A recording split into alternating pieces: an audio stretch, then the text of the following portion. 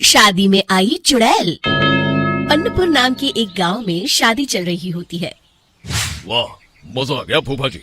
शादी में क्या खाना बना है, बाराती तो उंगलियां चाटते रह जाएंगे। हाँ, तुमने सही कहा, पनीर की सब्जी का तो कोई जवाब ही नहीं।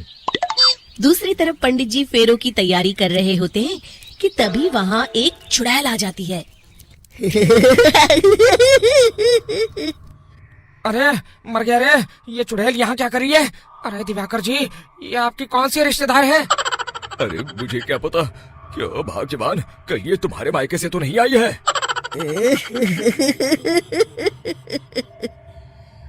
तुम लोगों की इस गांव में बारात लाने की हिम्मत कैसे हुई? मेरे रहते इस गांव में किसी की शादी नहीं हो सकती। अब तुम लोग देखो मैं क्या करती हूँ। अरे मर गया रे, मैंने सुना है ये जबान की पक्की है। भागो रे भागो, वरना ये चुड़ैल किसी को नहीं छोड़ेगी।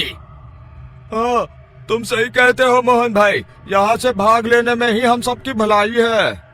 देखते ही देखते शादी के मंडप में भगदड़ मच जाती है और चुड़ैल सब कुछ उजाड़ कर रख देती है। फिर एक दिन मोहन की शादी तय हो जाती है।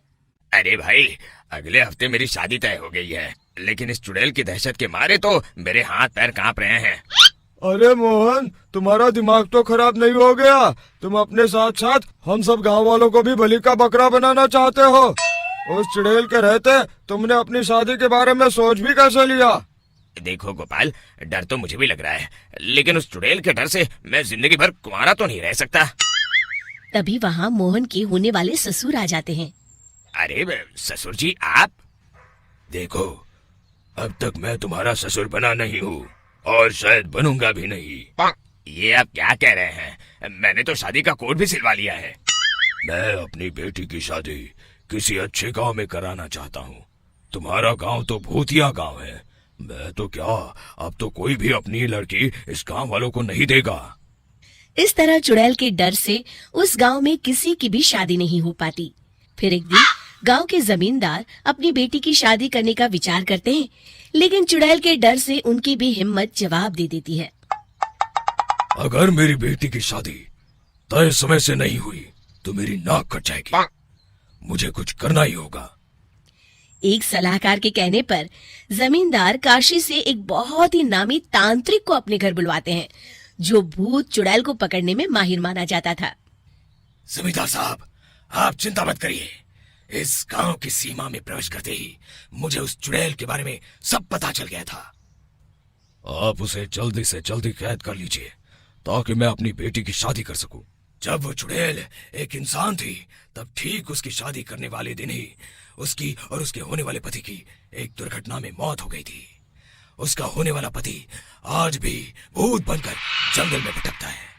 इसलिए जब तक चुड़ैल की शादी नहीं हो जाएगी, वो किसी और की भी शादी नहीं होने देगी। ये आप क्या कह रहे हैं? अगर वो भूत भी हमारे गांव में आ गया तब हमारा क्या होगा? ये आदमी बीच में बहुत बोलता है, इसे बाहर निकालो। उसके बाद तांत्रिक बताते हैं कि अगर उस भूत के साथ चुड़ैल की शादी करा दी जाए तो वो चुड़ैल हमेशा हमेशा के लिए उस गांव को छोड़कर चली जाएगी। जमींदार साहब, आप अपनी बेटी की शादी की तैयारी शुरू कर दीजिए।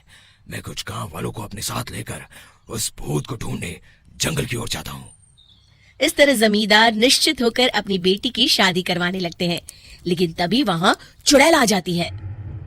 मैंने तुम गांव वालों को समझाया था ना कि इस गांव में कभी कोई शादी नहीं करेगा। लगता है तुम लोग मुझे हल्के में ले रहे हो। चुड़ैल जमींदार की बेटी को उठा लेती है। अब देखती हूँ बिना दुल्हन के तुम लोग शादी कैसे करोगे। मैं इसे अपने साथ ले जा रही हूँ। छोड़ मुझे, पिताजी, मुझे बचाइए। अरे कोई मेरी बेटी को बचाओ। तभी तांत्रिक उस भूत को लेकर वहाँ पहुँचता है। अरे भाग्यवान, रुको, इन मासूमों को परेशान मत करो, मैं आ गया हूँ। अब तुम मेरे साथ चलो। चुड़ैल बहुत खुश हो जाती है। आप आ गए, चलिए अब हम मंदिर में चलकर शादी कर लेते हैं। अरे अरे, ये क्या कह रही हो? मंदिर में जाके दोबारा मरना है क्या? चलो, आज से हम जंगल में रहेंगे। चुड़ैल चली गई, अब मेरी शादी हो जाएगी। इस तरह सभी गांव वाले खुशी से झूमने लगते हैं।